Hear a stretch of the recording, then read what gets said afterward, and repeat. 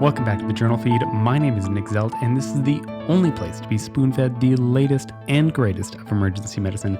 Our team combs through the literature for the best articles so that you don't have to, and provides expert summaries no bigger than a spoonful so that you can keep up with the ever-changing landscape of acute care medicine.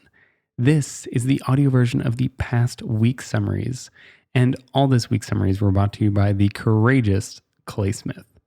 So this first summary is following with the times. This is actually a collection of the latest information and resources on COVID-19. The full and well-referenced review is in our blog at journalfeed.org, where you can find links to all the resources you're probably ever going to need. COVID-19, as I'm sure you know, is now considered a global pandemic. To get an idea of the scale so that everyone knows exactly sort of what we're dealing with, there are 330 million people in the United States. Estimates are as high as that 60 to 70% of the population may become infected. So that's between 160 and 214 million people in the US, of which anywhere from 200,000 to 1.7 million could die. And in the US, keeping those numbers in mind, there are 924,000 staffed hospital beds, most of which are already being used. These numbers assume that we do not do a great job of controlling things, so it could go much, much better than this. But this is still a really big deal. Myself, I'm from Canada, and the numbers are a lot smaller, but similar and just as grave. So, like I said, there's going to be more information on the blog, but let's go through some quick hits so that you still get some information through those earbuds. The incubation time for the COVID-19 virus is anywhere from 2 to 14 days, with a median of 4 to 5 days. It's spread by respiratory droplets, and it seems to be behaving a lot like the SARS virus in terms of how it keeps around once it's been inoculated onto an object. That being said, it can actually stay around for up to several days, especially on items like plastics and metals. So keep that in mind and watch for things carefully. Morbidity is as low as 0% for children 0 to 9 years old, but can be as high as 14.8% for those over 80 years old. It's currently a bit worse than the seasonal flu in ages 10 to 39, with a mortality rate of 0.2%, and that number steadily rises as you get above 40 years old. For healthcare workers as a whole, the mortality rate has been 0.3%. So it's very important that you protect yourself. Wear a mask, gown, eye protection, gloves, and all of that when you see your patients. If you're doing anything that risks aerosolizing, like intubations, wear an N95 mask. To protect yourself and your family, try to follow these basic rules. Hand washing. Always hand washing. Use hand sanitizer with alcohol, at least 60% alcohol. To protect yourself and your families, try to follow these basic rules. Hand washing. Always hand washing. Use hand sanitizer with at least 60% alcohol. Social distancing. Try to keep a nice 6 feet between you and your neighbors. Don't touch your eyes, mouth, or nose. Avoid contact with sick people. But if you're sick, try to stay home. Cover your coughs and your sneezes. Wear a face mask if you're sick as well. And try to disinfect high-touch surfaces like counters and doorknobs. As with most conditions, the most at risk are the elderly and those with comorbidities. So try to be extra careful around these people. If someone is infected with the virus, here's a little bit of what you can expect. Acute cough is quite common. The fever is seen in about 44% of people at presentation, but almost 90% will develop a fever at some point. Other flu-like symptoms are likely to come alongside this, like fatigue, headache, myalgias, sore throat, and even dyspnea. GI symptoms are actually not common, and URTI symptoms like rhinorrhea, conjunctival injection, tonsillar swelling, and rash are also uncommon. The majority, at 80% of patients, will only have a mild disease. This is important to keep in mind. And so, well-appearing patients can be sent home and should avoid contact with others as much as possible. 15% will develop severe disease, and 5% will need critical care. For testing, when you see these patients, keep in mind that over half of early presenters have no CT changes, but they are likely to develop bilateral consolidations and ground glass opacities during hospitalization. So for this reason, CT scanning is not recommended for screening at this time. CDC guidelines for what to do with positive patients are evolving. The best way to keep up with them is directly on the CDC's website. Same goes for testing, which is currently being done using RT-PCR for the presence of COVID genetic material. There are some ongoing phase 1 trials for a vaccine, and there are also trials going on for treatments, but as of yet, it's just supportive care. We've already covered a general overview and a deep dive on the clinical presentation. Please see our blog post if you'd like to know more, and if you think there's anything that we've missed that you'd like to see included, send us a message and we'll add it. And back to our regularly scheduled programming. The first article was Adverse Events of Novel Therapies for Hematological Malignancies, What Emergency Physicians Should Know, out of the Annals of Emergency Medicine. Medicine is amazing, and part of the reason that it's amazing is that it's always changing and evolving, but that tends to put a lot of stress on us. One of the fields where there's been a lot of advances in recent years has been with the treatment of hematological malignancies. This summary is to help know at least the bare minimum in order to care for these patients, as we often see cancer patients in the ER. Let's go through some of the latest therapies for hematological malignancies and look at their side effects. The first group we'll talk about are immune checkpoint inhibitors. These agents target molecular pathways on T cells that either disinhibit their activity or disrupt programmed cell death.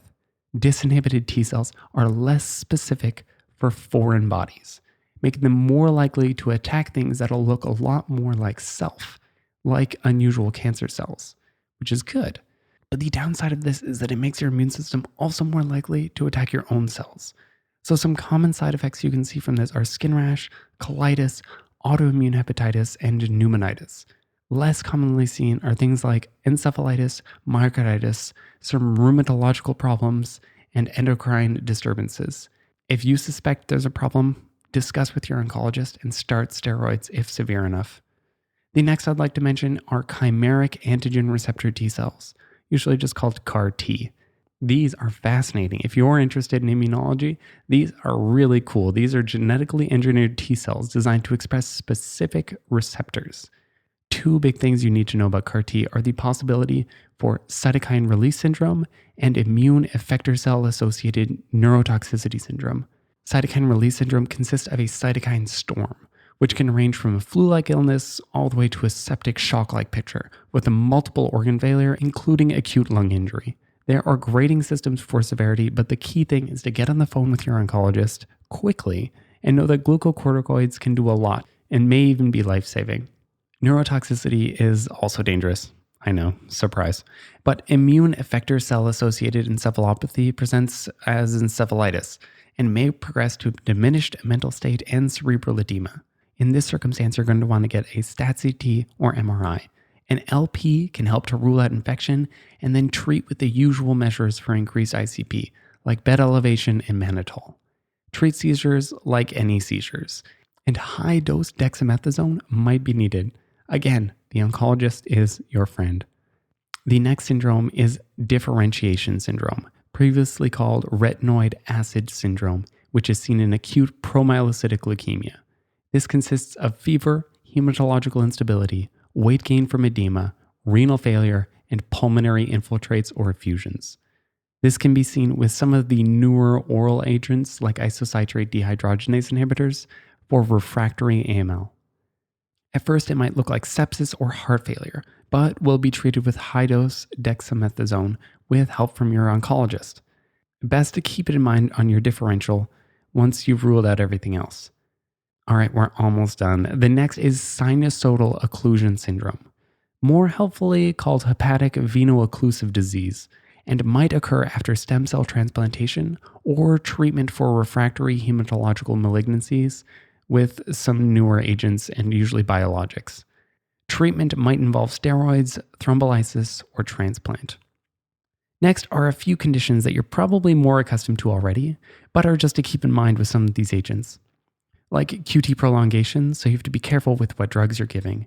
Infusion reactions, which you can treat like the allergic reaction they are, and tumor lysis syndrome, which you can treat with loads of fluids, correct electrolytes, and admit to the ICU. So that's it. Those are some of the major points for dealing with some of the complications of novel treatments for hematological malignancies. The next article was titled Fool's Gold: Why Blinded Trials Are Not Always Best, out of the BMJ. We all love hearing it. It dampens our skepticism dials down from 11. Double-blinded studies. These have long been considered the gold standard in clinical trials. Unfortunately, this leads many people to wrongly assume that unblinded studies are innately lesser quality. Blinding is meant to minimize response and observer's bias. But is it always good? This study points out a few reasons why blinding may not always be the best. Reasons for this are things like decreased recruitment and retention, which can impact trial integrity. It's harder to get patients to participate and stay in trials with a placebo arm if they're blinded. Patients in our digital age also often use online forums to figure out which group they're actually in, knowingly cheating your blinding anyways. Another thing is, of course, that it's very expensive to make identical placebos. And often common side effects will effectively unblind the drug anyways. If patients feel demoralized, they are more likely to drop out, and this will increase bias due to differential loss to follow-up. Another point is that blinding can impact patient safety. For example, sometimes dosage changes are needed. This is tough with blinding. Sometimes additional treatments are withheld just to maintain that blinding. So after all this, it's unfortunate to think that unblinded trials are often automatically and inappropriately judged as low quality. An alternative may be to blind outcome assessors, but not patients or clinicians. In a spoonful, we need to not be so quick to think that unblinded means lower quality. These are some compelling reasons why blinding isn't always best, and there are good studies that aren't blinded. Our next article was titled BET2: Does topical lidocaine improve oral intake in children with painful mouth ulcers? Out of the Journal for Emergency Medicine. Kids are lovely, but when something hurts, they can get really difficult. We often prescribe topical lidocaine for children with gingivostomatitis or hand, foot, and mouth disease in hopes of relieving some pain and allowing them to hydrate orally at the very least. That being said, we do a lot of things that don't actually do what we want them to do. Is this one of them? This was a brief systematic review of 2 RCTs on topical lidocaine for oral ulcers. One of the RCTs found that there was no difference in short-term oral fluid intake, but did not measure pain scores. The other did not measure oral fluid intake, but found improved pain scores with lidocaine. Both included children from 6 months to 8 years. Our author Clay's take on this is that pain relief is a good enough reason to use this. And it's surprising that oral intake wasn't better, but it could have been that maybe the short-term goals of the study were a bit too ambitious. But if you're going to use this treatment, you have to keep in mind that lidocaine can be toxic. An increased risk of seizures and even cardiac arrest have been reported. If the child is able to brush their teeth and spit it out on their own, they should be able to handle this also. Just ask the parents to get an idea. But if they can't manage that, maybe steer clear. In the very young though, you or a patient can apply the lidocaine yourselves with a cotton swab. But be conscious that toxicity is still possible from just mucosal absorption without swallowing. So this should always be done with supervision every 3 to 4 hours or so, and the dosage should not exceed 4.5 milligrams per kilogram per dose. In a spoonful, topical lidocaine was not shown to improve oral intake, but did relieve pain in children with oral ulcers. Our last article was titled Effect of Reduced Exposure to Vasopressors on 90-Day Mortality in Older Critically Ill Patients with Vasodilatory Hypotension, a randomized clinical trial out of the JAMA. The Surviving Sepsis Guidelines from 2012 recommend a mean arterial pressure of 65 millimeters of mercury, and an even higher target for elderly patients and those with chronic hypertension or coronary artery disease. But the Sepsispam and Ovation pilot studies seem to signal that higher targets could lead to higher mortality in the elderly. This study sought to answer the question of whether allowing permissive hypotension in patients over 65 years old and only using vasopressors to maintain a mean arterial pressure target of 60 to 65% versus usual care could improve 90-day mortality. The study looking at this was an RCT of about 2,500 patients over 65 years old who were randomized into well-matched, unblinded groups, receiving either usual care or permissive hypotension as described. From this, there was no difference in the primary outcome of 90-day mortality, with 41% in the permissive hypotension group and 43.8% in the usual care group. Lower total doses and less time on vasopressors was seen in the permissive hypotension group, unsurprisingly, and serious adverse events like renal failure or arrhythmias were similar between the two groups. Counterintuitively, the subgroup with chronic hypertension was found to have statistically significant improvement in mortality with permissive hypotension. But with no correction for multiple comparisons, this may have been due to chance. In a spoon feed, it is unlikely that this approach would cause harm. It was safe to allow older patients with vasodilatory shock to have a lower target mean arterial pressure of only 60 to 65 millimeters of mercury. But this was not clearly superior to usual care either. So, what did we learn today? We learned that the journal feed has got your back for COVID, and we've got a great article with many resources linked on our website. Next, we learned definitely not to be afraid to call your oncologist if you suspect adverse events of immunotherapeutics. Then, unblinded doesn't mean lesser. Critically appraise what you're reading. Next, topical lidocaine might not help kids drink more, but it's likely to reduce their pain. So be careful, but don't be shy to treat them with oral lidocaine. And lastly, elderly patients over 65 years old don't appear to fare worse with permissive hypertension and a mean arterial pressure of 60 to 65 millimeters of mercury during vasodilatory shock. All right, guys, that's it for this week. Links to all the articles summarized can be found at journalfeed.org, where if you'd like, you can subscribe to our newsletter and get all of these daily spoon feeds through your email. We love to keep up with the latest research, and we'd like to help you do the same, one spoonful at a time. Thank you.